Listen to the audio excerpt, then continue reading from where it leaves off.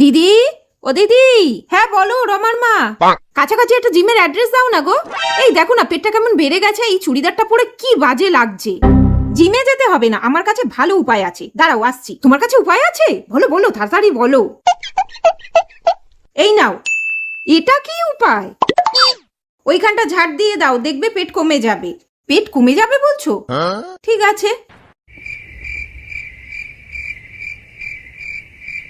উফ, কি কষ্ট হচ্ছে দিদি।